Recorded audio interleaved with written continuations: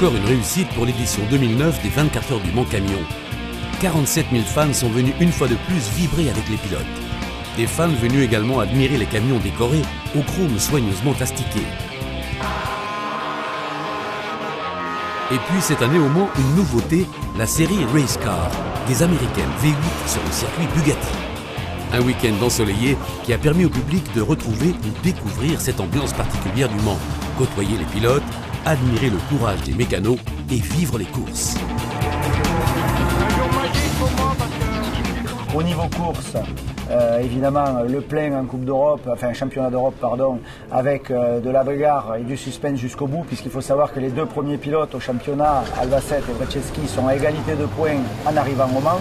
Alors il y a quasiment une course de la fin, puisqu'après le Mans il ne restera que Madrid. La tension est au plus haut et le spectacle sera évidemment au rendez-vous. On a vu la première course déjà se dérouler un peu correcte mais assez haute en température. Je pense que tout au long du week-end on va avoir du beau spectacle. Bueno, esta temporada está siendo muy competitiva. C'est une saison très serrée depuis le début. On a été devant au tout début de la saison.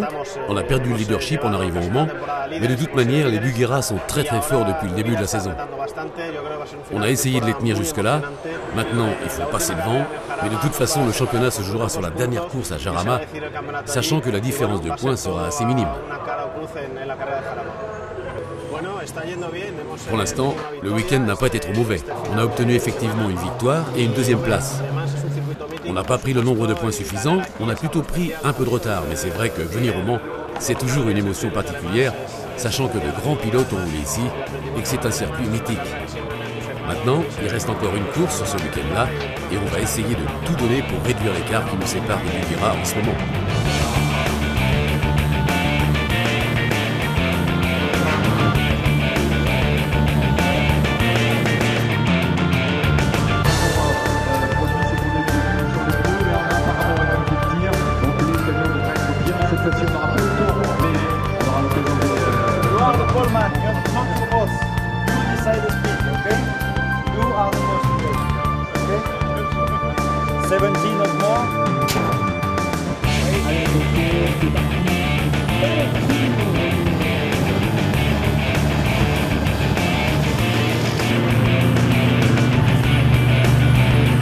Malgré tous ses efforts, Antonio Albacete n'a pas réussi à monter sur la première marche. Il termine la saison à une honorable deuxième place. La première revenant à Brzezinski avec Johan Hahn pour compléter le podium.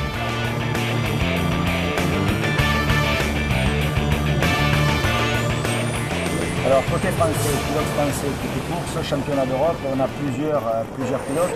Donc nous, en championnat d'Europe, on a Pascal Robineau et Jérémy le fils, donc là aussi c'est bien parce que ça assure la relève.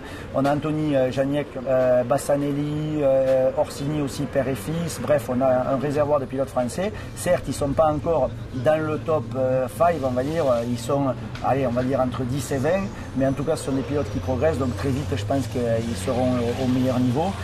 Anthony Janiek, lui, côté Europe, bon, il se débrouille plutôt bien, on va dire qu'il est en progrès. Il a fait une très très belle course à Mons en République tchèque où il a terminé 5 ou 6e, je crois, son meilleur résultat. Donc ça, c'est plutôt très très bien. En tout cas, il est en progrès. Il a un team, en tout cas, il fait partie d'un team de passionnés. Le team 14, c'est vraiment des gens à qui je tiens à tirer mon chapeau parce qu'ils sont absolument pas professionnels. Et ça, c'est pas non plus péjoratif. Ce sont des gens qui sont amateurs puisque non salariés, ils font ça à temps perdu après leur boulot. Et ça, c'est vraiment ce qu'il y a de très bien dans notre sport, c'est que les professionnels et les amateurs puissent courir ensemble. Et moi, je leur tire un coup de chapeau. C'est vrai que personne dans le team n'a envie de faire la queue de peloton, donc c'est vrai qu'il y a un très bon compromis entre les mécanos et nous. Tout le monde reste quand même assez professionnel. La différence entre nous et la grosse armada devant, les professionnels, on est là pour gagner, on est là pour se faire plaisir avant tout. On traduit le plaisir par des résultats, sinon il n'y aurait aucun intérêt à courir. Et puis, non, c'est vrai que déjà ce matin, on arrive ici avec des petits soucis.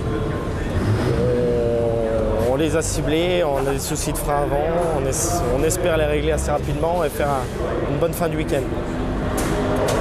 C'est vrai que cette année, grâce à la grille inversée, qui fait partir sur la seconde course.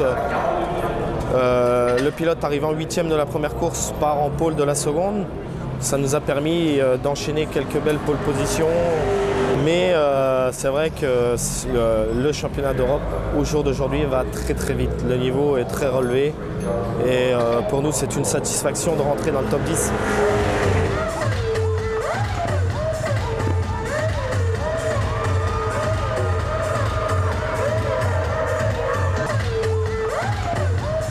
Tout ce qui est hors piste, idem que les années précédentes, on augmente encore un petit peu les camions décorés, les shows, un peu tout ça, où on a pareil le mieux du plateau français et européen, puisqu'en nouveauté on a aussi des Italiens, des Belges, des Hollandais, on a beaucoup de camions décorés qui se déplacent à travers l'Europe, ce qui prouve évidemment que Le Mans reste et accentue sa place de leader dans les Grands Prix camions. Alors cette nuit, oui, en effet, on a revu, on a réintroduit, disons, certaines animations que l'on avait dans le passé, à savoir le gymkhana et l'épreuve mécanique. C'est un peu pour mettre en avant les mécaniciens, les gens qui travaillent dans l'ombre, parce qu'il faut savoir que la compétition, c'est bien, mais c'est vrai qu'il y a beaucoup de personnes qui travaillent dans l'ombre. C'est un peu dans ce but-là. L'épreuve mécanique, c'est démonter une roue d'un véhicule le plus rapidement possible et la remonter. C'est chronométré, le meilleur gagne évidemment. Et là, on a un podium à l'arrivée. Et le gymkhana, là, c'est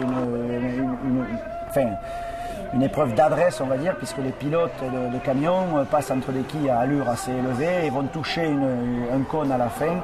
Et évidemment, c'est le plus rapide et celui qui touche le moins de cônes qui remporte l'épreuve. Voilà.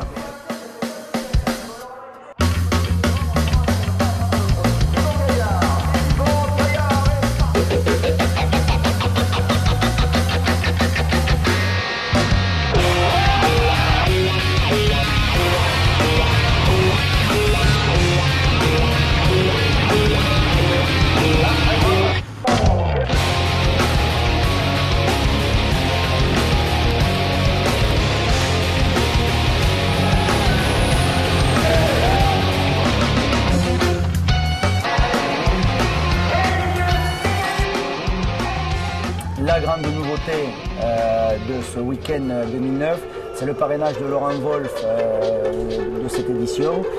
Parrainage coup de cœur en même temps, puisque Laurent Wolf est DJ numéro 1 dans le monde avec son album Watch My World et World Music Award 2008. Nous sommes plaisir d'être parmi nous